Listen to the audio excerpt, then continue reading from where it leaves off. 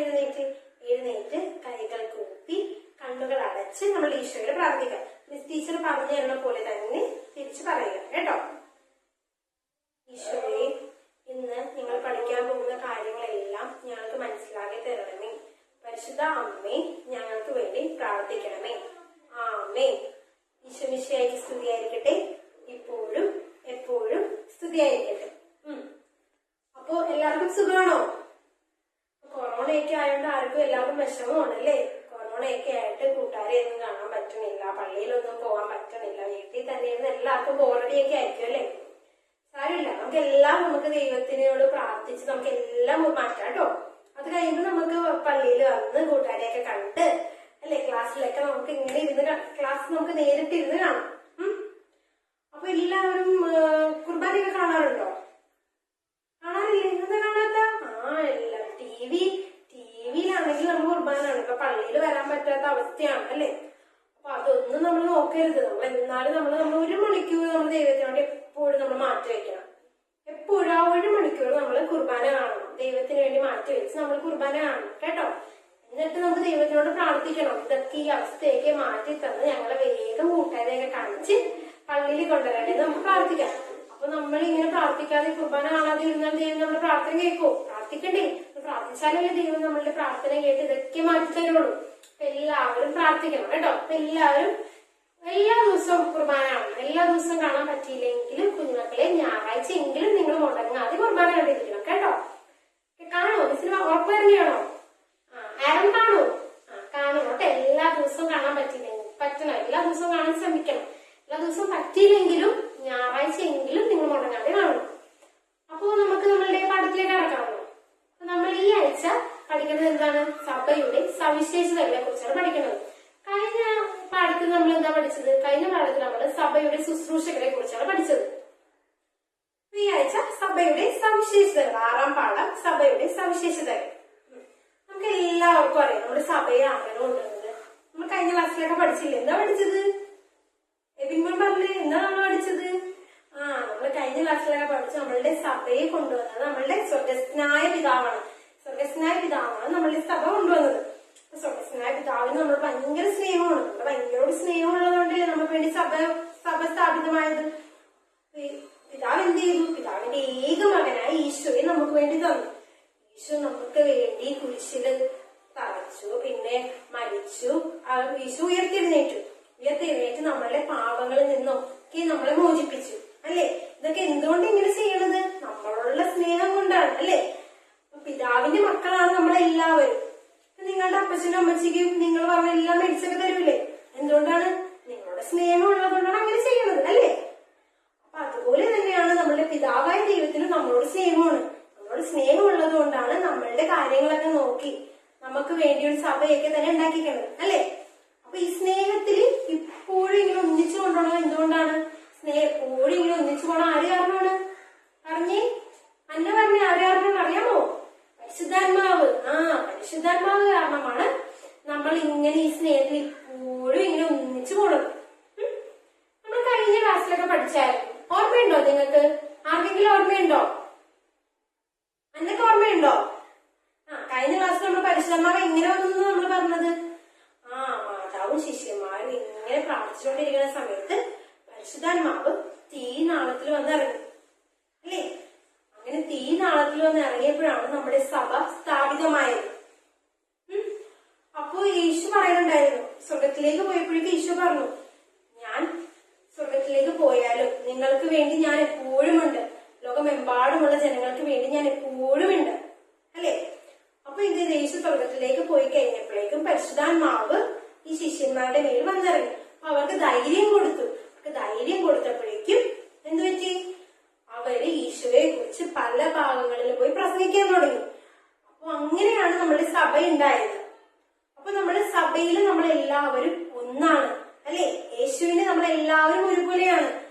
ഇപ്പൊ ആൺകൊച്ചെന്നോ പെൺകൊച്ചെന്നോ ഇല്ല. നമ്മളെല്ലാവരും ഒന്നാണ് ഈശോയിൽ.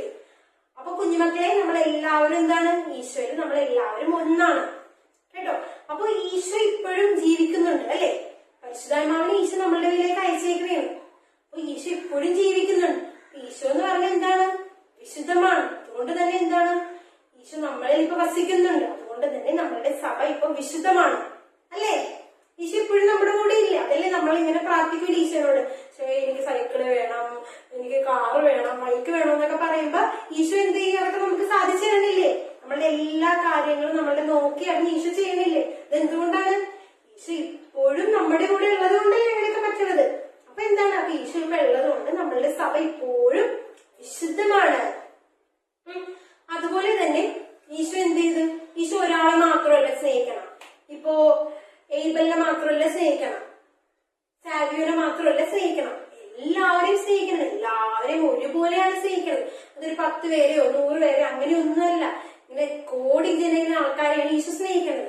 അതുകൊണ്ട് തന്നെ എന്താണ്? നമ്മളുടെ സഭ സാർവത്രികമാണ് എപ്പോഴും. അപ്പൊ ഈശോ ആരെയാണ് ഈ സഭയെ കുറിച്ചും ഈശോയെ കുറിച്ച് പ്രസംഗിക്കാൻ വേണ്ടി ആരെയാണ് അയച്ചത്?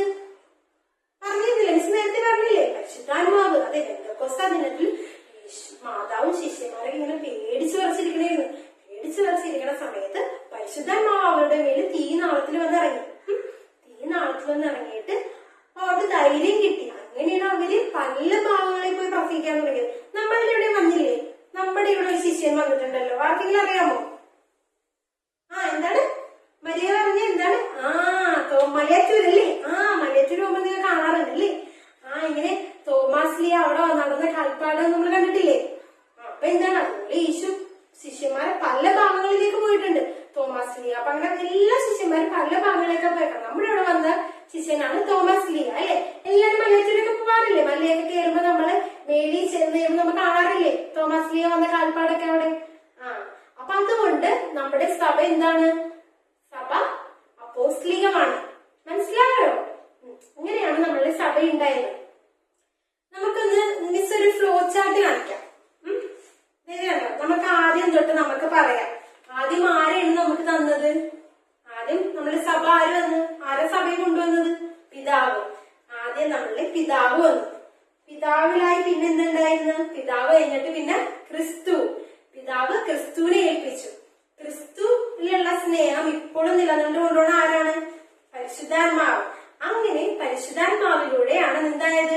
നമ്മളുടെ സഭ സ്ഥാപിതമായത്. എല്ലാവർക്കും കാണാൻ പറ്റുന്നുണ്ടോ? കണ്ട, പിതാവ്, ക്രിസ്തു, പരിശുദ്ധാത്മാവ്, സഭ. ഇങ്ങനെയാണ് നമ്മളുടെ സഭ സ്ഥാപിതമായത്, അല്ലെ? മനസ്സിലായില്ലേ? അപ്പൊ ഇപ്പൊ നമ്മൾ എന്തൊക്കെ പഠിച്ചു? നമ്മൾ 4 സവിശേഷതകളാണ് നമ്മളിപ്പോ പഠിച്ചത്, അല്ലെ? എന്തൊക്കെയാണ്? നമ്മളുടെ സഭ ഏകമാണ്. സഭ എന്ന് പറയുന്നത് ഒന്നേയുള്ളൂ. നമ്മളെല്ലാവരും ആ സഭയിലെ ഒരുപോലെയാണ്. പിതാവായ ക്രിസ്തുവിൽ നമ്മളെല്ലാവരും ഒന്നാണ്, അല്ലെ? നമ്മളുടെ സഭ എന്താണ്? സഭ ഏകമാണ്. പിന്നെ എന്താണ് പഠിച്ചത്? നമ്മളുടെ സഭ വിശുദ്ധമാണ്. യേശു ഉള്ളിടത്തോളം കാലമൊക്കെ നമ്മൾ വിശുദ്ധരാണ്, അല്ലെ? വിശുദ്ധമാണ് നമ്മളുടെ സഭ. യേശു ഇപ്പോഴും നമ്മുടെ കൂടെ ജീവിക്കുന്നുണ്ട്. അതുകൊണ്ട് തന്നെ എന്താണ്? നമ്മളുടെ സഭ വിശുദ്ധമാണ്. അതുപോലെ തന്നെ എന്താ? ഈശോ ഒരാളെ മാത്രമാണ് സ്നേഹിക്കുന്നത്. എല്ലാവരെയും ഒരുപോലെയാണ് ഈശോ സ്നേഹിക്കുന്നത്. അതുകൊണ്ട് തന്നെ എന്താണ്? നമ്മുടെ സഭ സാർവത്രികമാണ്, അല്ലേ? പിന്നെ എന്താ ലാസ്റ്റ് എന്താ നമ്മൾ പഠിച്ചത്? ഈശോ ആരെയാണ് ഈ ഈശോനെ കുറിച്ച് പ്രസംഗിക്കാനൊക്കെ ഏൽപ്പിച്ചത്? അപ്പോസ്തലന്മാർ. അതുകൊണ്ട് തന്നെ നമ്മുടെ സഭ എന്താണ്? അപ്പോസ്തലികമാണ്, അല്ലെ?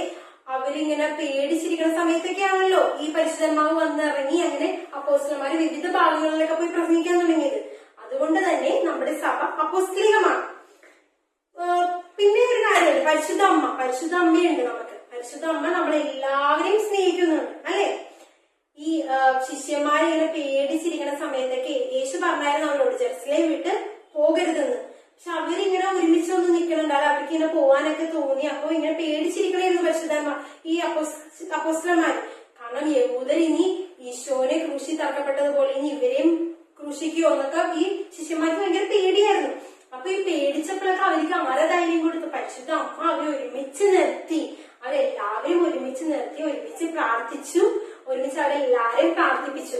അങ്ങനെയാണ് അങ്ങനെയാണ് പരിശുദ്ധാത്മാവ് വന്നിട്ട് ഇവര് പല ഭാഗങ്ങളിലേക്കൊക്കെ പോയത്, അല്ലെ? അപ്പൊ പരിശുദ്ധ അമ്മയ്ക്ക് നമ്മളോട് ഭയങ്കര സ്നേഹമാണ്.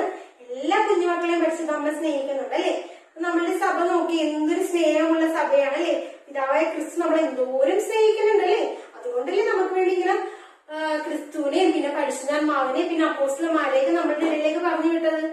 അങ്ങനെ നമ്മൾ നമ്മളെ യേശുവിനെ കുറിച്ചൊക്കെ പറയാൻ തുടങ്ങിയത്, അല്ലെ? അങ്ങനെയാണ് നമ്മുടെ സഭ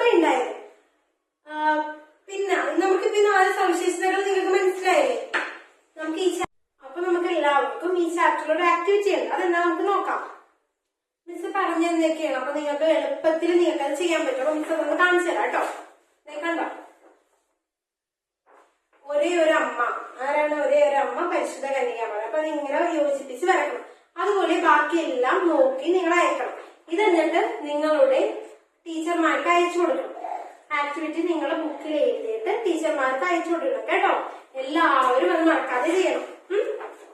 അപ്പൊ നമ്മൾക്ക് ഇനി അടുത്ത ആഴ്ച നമ്മൾ ഇനി സഭയുടെ സവിശേഷതകൾ വിശദമായിട്ട് നമ്മൾ പഠിക്കും. ഇന്നത്തെ ക്ലാസ് നമുക്ക് അവസാനിപ്പിക്കാം. എല്ലാ കുഞ്ഞുമക്കളും എണീറ്റ് നിന്നേ. നമുക്ക് പ്രാർത്ഥിച്ചുകൊണ്ട് നമുക്ക് അവസാനിപ്പിക്കാം.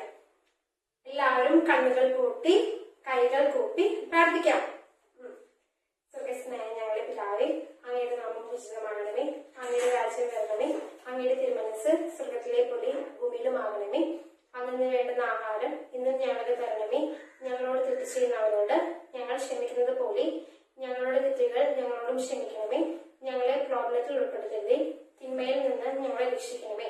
നന്മ പറയുമേ സുസ്തി, കർത്താവ് അങ്ങയുടെ കൂടി സ്ത്രീകളിൽ അങ്ങ് അനുഗ്രഹിക്കപ്പെട്ടവളാകുന്നു. അങ്ങയുടെ ഉദരത്തിൻ ഫലമായി ഈശോ അനുഗ്രഹിക്കപ്പെട്ടവനാകുന്നു.